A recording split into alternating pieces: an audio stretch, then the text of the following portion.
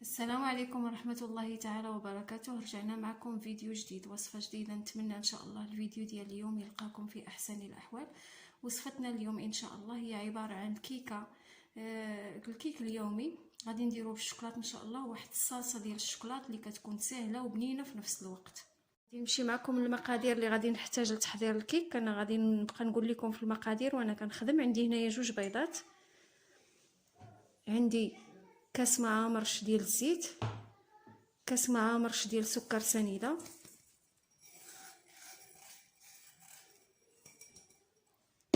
واحد الكيس ديال الفاني،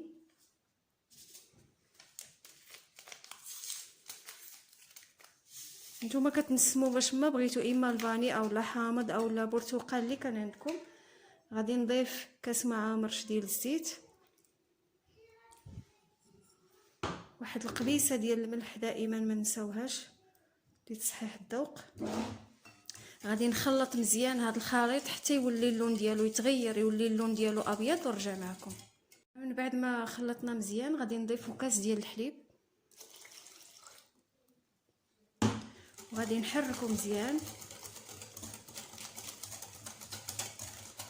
وهنايا عندي الدقيق الخاص بالحلويات، كيكون مغربل بطبيعه الحال. كنبقى نوضع بشويه بشويه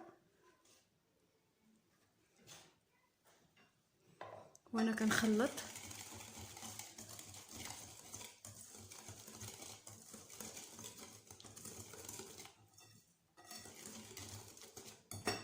غادي نزيد الدقيق،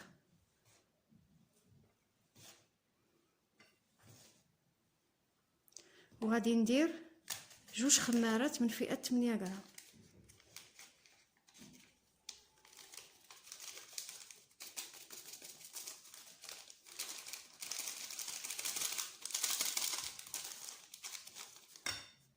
صافي غادي نخلط الخليط مزيان حتى نتحصل على الخليط ديال الكيك اللي كنعرفو كاملين. هنايا غادي نضيف الدقيق مازال، وغادي ندير الكيس ديال الكاكاو، وغادي نخلط.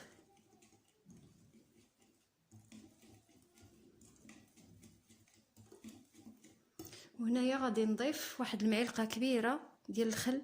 هذا الخل كيعطينا الخفه ديال الكيك وكيحيد هذيك الزفوره ديال البيض.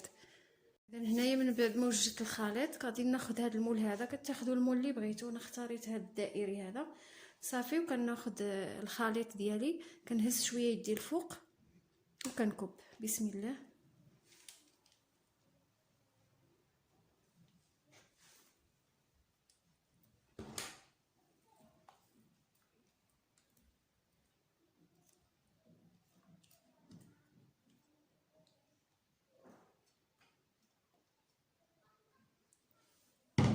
صافي هنايا كنخبط شويه هذا المول هذا مع سطح العمل، ضروري باش كيتسطح لينا الخليط وكيتحيد منه الهواء.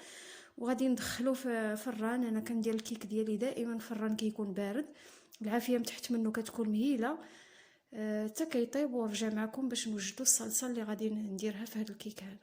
هنا من بعد ما طابت الكيكه انا غادي نخليها خليتها تبرد شويه. غادي نوجد الصلصه اللي غادي نحتاجو باش نسقيو الكيكه وباش نزوقوها من الفوق. هنا عندي واحد المعلقه كبيره مع مراش ديال مايزينا او النشا ولا دقيق الذره، معلقه كبيره تكون عامره ديال الكاكاو. عندي هنايا الفلو ديال الشوكولات،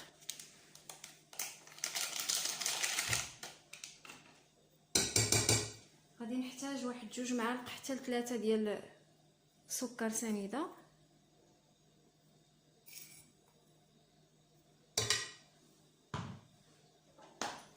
وغادي نحتاج 2 كيسان ديال الحليب.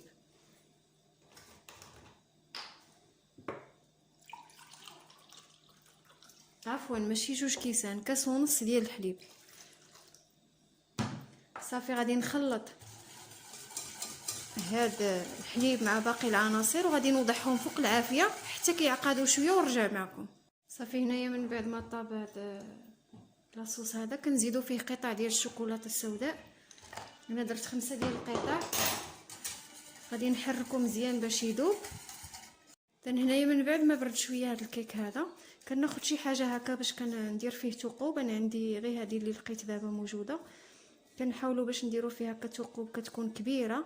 هذيك اليد ديال بدا من بعد ما وضعت فيها هكا ثقوب كناخذ هذيك لاصوص صافي، كناخذ لاصوص وكنبقى نعمر فيها هكا دوك الثقوب اللي درت وكنديرها هكا من الفوق.